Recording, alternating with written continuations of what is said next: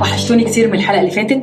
النهاردة هنتكلم عن موضوع بيخصنا كلنا، علامات خطيرة لو ظهرت في علاقتك بالشخص اللي انت بتحبه ابعد عنه فورا لمصلحتك. اوعى تتجاهل العلامات. هنتكلم عن العلامات دي في الحلقة. هستناكم. لو الحلقة عجبتكم هستنى لايك وشير وسبسكرايب. أول علامة، في حاجات مثلا لو كده عملها معاك بشكل متكرر اعرف انه بيتهرب من العلاقة دي. يعني بيتجاهلك، تتصل بيه عايز اشوفك، بيتهرب منك.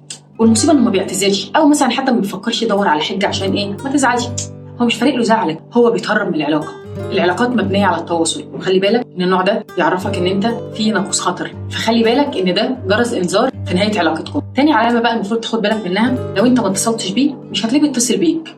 يعني ما بيعملش عشانك اي حاجة، ما بيحاولش، ما بيقدمش خطوة ناحيتك. جربت مثلا تتصل بيه وتقول له ده انا جنبك، تنزل تشوفني، عايز اشوفك، وحشتني، هتلاقيه دايما بيخلق لك اعذار. معلش اصل مش فاضي، والله مكسل، تعبان جدا، حتى لو بينك وبينه خطوه. فتخيل الخطوه مش قادر يمشيها لك، هيمشي بالمشوار، فده طبعا بيقول لك مش هكمل. وطبعا الموضوع ده ما بيتفهمش من مره، ده لو اتكرر اكتر من مره تعرف ان انت مش من اولوياته، عشان كده مش عايز يتعب نفسه ويجي لك. العلامه الثالثه، لو اتصلت بيه هتحس ان هو مش ملهوف على مكالمتك.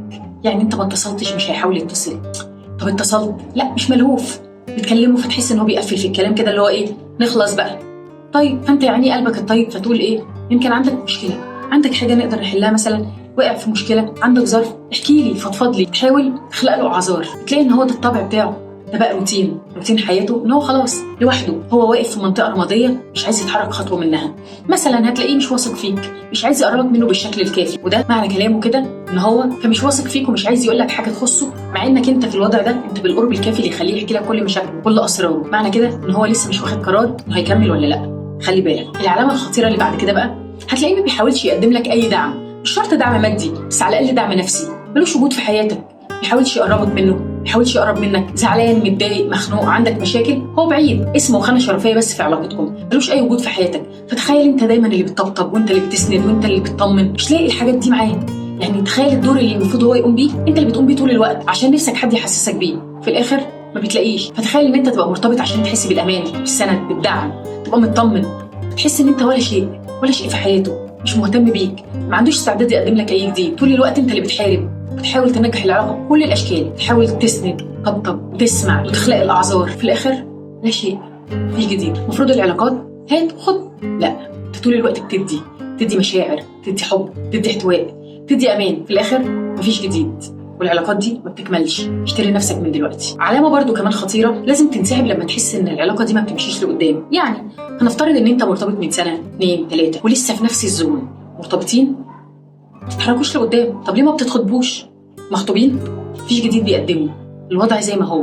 طب ليه ما بنتجوزش؟ تخيل بقى ان انت كمان اتجوزت بقى الموضوع ممل، روتين، كل واحد واقف في مكان مش عايز يقرب للتاني، طريق كل واحد بيقطعه طول، مفيش حد عايز يتلاقى في نفس الطريق. هتعملوا ايه؟ طب انتوا ما بتحاولوش، مستنيين العلاقه دي تنجح ازاي؟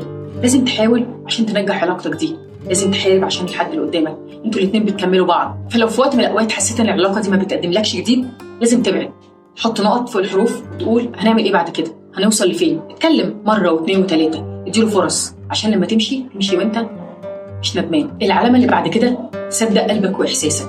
يعني لما تحس من جواك ان انت مش قادر تكمل اقف وقول هعمل ايه، هكمل في العلاقه دي ولا لا. لما تحس من جواك فعلا ان هو مش عايز يكمل في العلاقه دي، ما عندوش جديد يقدمه لك، مش شاري خاطرك، ما بيجريش وراك بالمشوار زي ما انت بتجري وراه بالمشوار. لما تحس ان وجودك زي غيابك مش فارق، اشتري خاطرك ونفسك وابعد. وطبعا ده ما بيجيش من مره، تشوف ان هو مش بيحاول يقرب منك، تبعد، تزعل، ما يهتمش يعرف مالك، ايه اللي مزعلك. طب يراضيك ازاي؟ عادي، بيتفه من كل اللي انت بتقوله، ما حصلتش يعني حاجه جديده، ايه اللي هيحصل لو عملت؟ بلاش افوره، الكلمه دي بوظ كل العلاقات اللي حوالينا. خلوا بالكم. العلامه اللي بعد كده ولازم تاخد بالك منها، لما تبقى قاعد في مكان مثلا ويحصل هجوم عليك تلاقيه قاعد ساكت. يعني ايه هجوم؟ ينتقدوك، مثلا قاعد في وسط مجموعه صحاب ولقيتهم عمالين بيتريقوا عليك، على شكلك، بيهاجموك، بينتقدوك، وحاسس ان انت متضايق. بالعكس، ما حاولش مثلا يدافع عنك، ده خد الموضوع سخريه اكتر وابتدى يتريق هو كمان، يزود او يسكت خالص وكانه مش موجود، مع انه شايفك متضايق، حاسس بوجعك، حاسس ان انت ماده للسخريه. ما حاولش يقول لهم بلاش، لا ده في كذا، ده في كذا، يغير الموضوع. تخيل ان انت ما حسيتش ان هو داعم نفسي جيد ليك، هتعمل ايه؟ لما اقرب حد ليك المفروض يبقى الايد اللي تسند والايد اللي تطبطب، هو كمان بيزود الموضوع عليك. اصل تخيل ان انا ما لقيتكش في وقت شدتي، هشتريك لامتى؟ هشتري خاطرك؟ انت هتشتريني في وقت من الاوقات، في الوقت الصعب انت ما كنتش السند، ما كنتش الايد اللي بتطبطب، الايد اللي بتقول معلش، ما كنتش سند. هتسند في وقت تاني، فساعتها لازم تلم اللي باقي منك وتمشي. العلامه اللي بعد كده دي مهمه جدا، يمكن بتهدي علاقات كتيره. تخيل ان حد مرتبط بيك وفي زحمه يومه ما يفكرش يكلمك، يعدي يوم واثنين وثلاثه واسبوع ما يعرفش عنك حاجه، كلت نمت عايش ميت ملوش علاقه. فتخيل ان انت لو مشيت اصلا من حياته هو مش هياخد باله. ده حد مش مهتم. الاهتمام نابع من جوه، نابع من قلبه، عايز يسال عنك، عايز يطمن عليك، بيدور عليك. حتى لو دقيقه في يوم، حتى لو مشغول، هيفضي نفسه لحظه يكلمك، يقول لك انت كويس، انا عايز اطمن عليك. عشان هو مش بيعمل كده لمجرد الواجب، هو بيعمل كده عشان فعلا عايز يطمن عليك، عشان قلبه بيدور عليك. فده بيتهرب، ولما تحس انه بيتهرب منك لازم تفتح الباب وتقول له سكه السلامه. دور على اللي يقدرك، دور على اللي يكون ركن اساسي في حياته، دور على ركنك الامن. اخر حاجه بقى، واخر خطا، واخر علامه لازم تاخد بالك منها، لما تلاقيه ما بيعتذرش، بيكرر اخطائه، يخونك، بيهملك، بيكذب، ممكن توصل لحاجات اكتر من كده. بس هنتكلم في نقطه ان هو ما بيعتذرش، بيغلط مش مره، بيغلط 10. خلي بالك من ده كويس قوي، لان انتوا مش مجرد اتنين مرتبطين بالاسم، المفروض علاقه حياه كامله هتبنوها سوا. لو لقيته بيعمل كده لازم تبعد، او انت ليك حريه الاختيار، يا تبعد تبقى عارف ان ده طبعا ما بيتغيرش، هتفضل عايش فيه. بعدين القرار الصعب اللي انت مش قادر تاخده دلوقتي بكره هيتفرض عليك، خده بارادتك بدل ما يتفرض عليك غصب عنك. هتبعد او هتكمل في علاقه انت مش مرتاح فيها، ويوصل الموضوع في الاخر ان انت هتتاخر عن قرار كان المفروض تاخده من سنين. دور على ركنك الامن. وبكده حلقتنا تكون خلصت.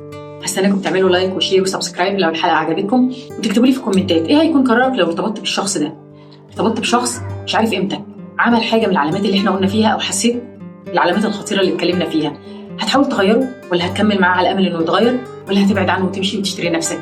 هستناكم في الحلقات الجايه في نون زون. كسرين العمل.